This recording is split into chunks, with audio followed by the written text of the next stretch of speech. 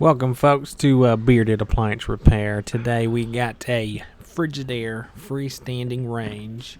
Customer heard her pop, and then the control, where all your lights are, where you can select bake, broil, even set the timer. That's all went blank. And what we're going to do is we're going to make sure that that has power. And as long as it has power, it's going to be the control board. And I'll show you guys how to do that.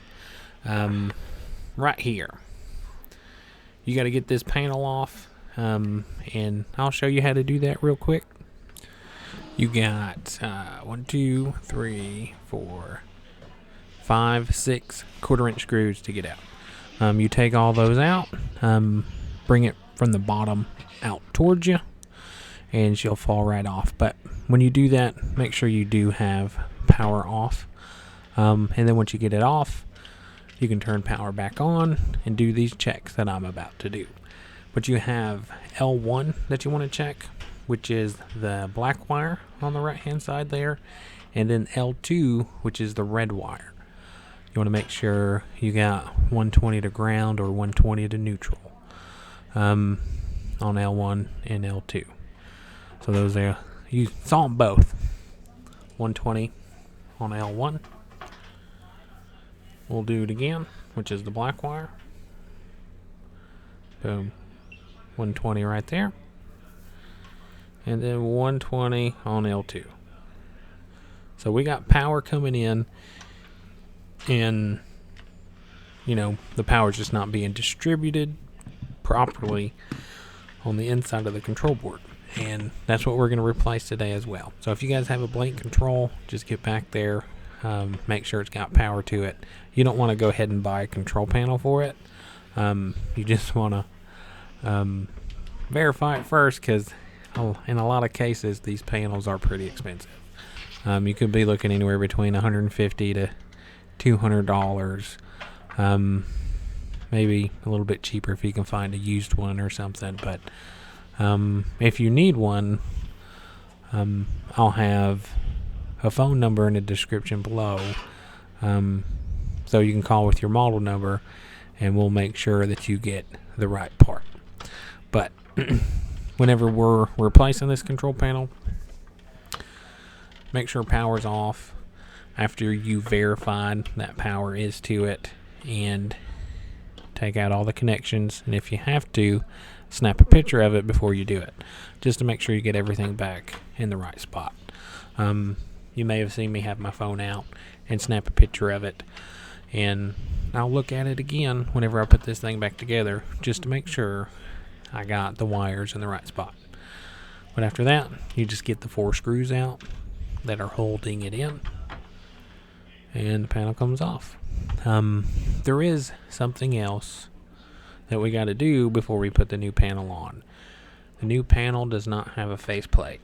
That's the plastic piece in front of it that tells it what buttons, or what button is which. I mean, some of these ovens are black, some of them are white, so there's different color faceplates for them. And we didn't have one. Most of the time I can get this thing off the old one and put it on the new one without damaging anything. But on this one, whenever I was pulling it off, some of the white on the inside of it stuck to the old control board, so it looks a little weird, or looks a little old whenever it gets put back in there. But before I take it off, I am giving it a good cleaning real quick around the edges. You don't realize how dirty some of this stuff gets until you start taking it apart, because grease and grime can,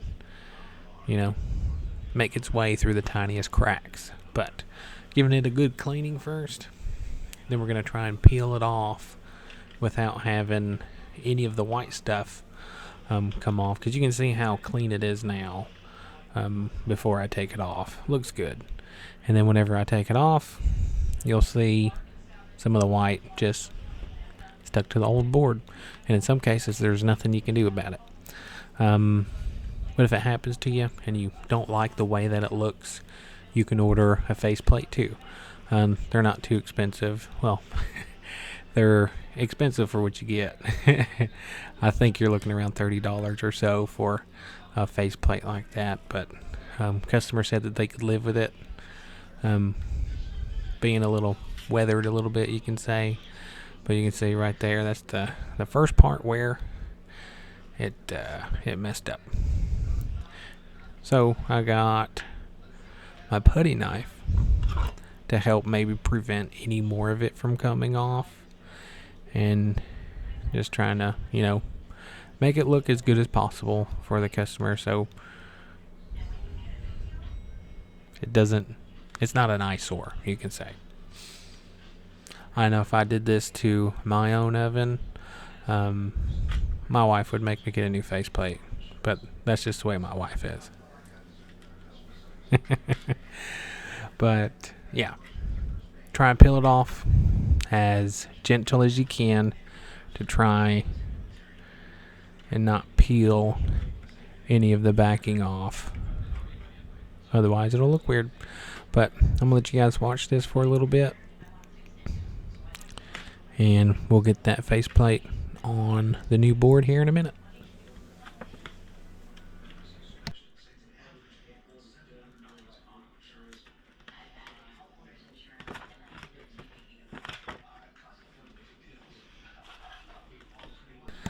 All right, we're getting this new this new faceplate on here. And yeah, you can see it doesn't look as good as it did. You're just like, man, that thing's like 10 years old. But no, some of the white stuff just stuck to the old panel. But anyways, customer's okay with it. So we're going to put this thing back on and hook her back up. And again, you got these 4 screws that are holding it into place. Put those in. And if you have to, refer to that picture that you took before you took off those wires.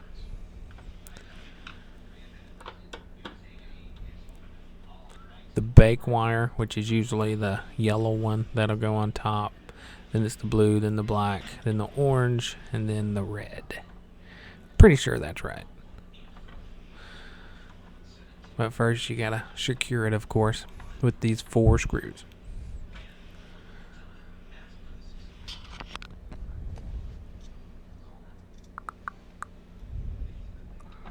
Alright, last one. Then to the wires.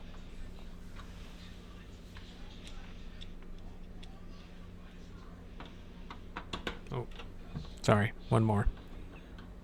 One more screw. Make sure they're all tight or snug. You don't want to strip anything. It's really easy to strip screws on these things. But okay, got that panel on, or that connection back on. Referring to the picture, yellow one goes first, then it's the blue one. So yellow is bake, blue is broil, black is L1, orange is the double line brake relay, and then red is L2. Once you get those hooked up, just to make sure everything's working properly, you plug her up. And there we go. We got some power.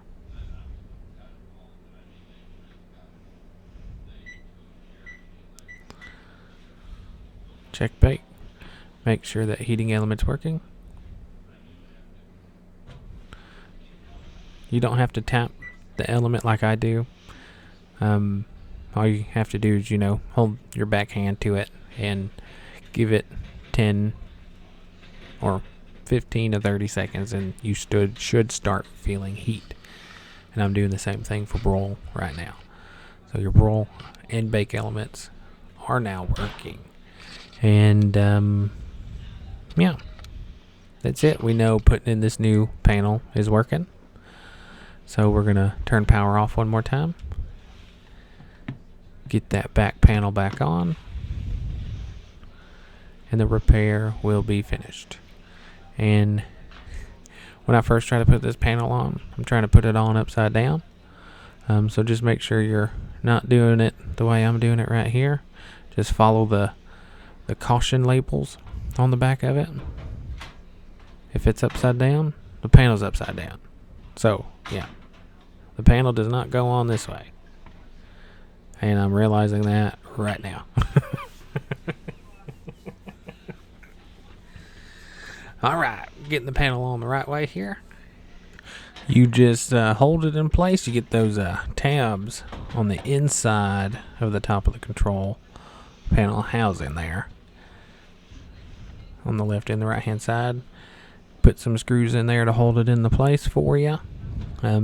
Sometimes it's a good idea to leave those screws a little loose, just in case you have to maneuver it, a millimeter or so to get all the screws in, and then you can tighten them all up. But yeah, once you get those screws back in, you can plug her back up and she's good to go. And that's pretty much it for this repair. I mean, not much to it. Whenever it comes to dead control panels like this, you just make sure it has power. And if it has power, power coming in, it's something internal on the board.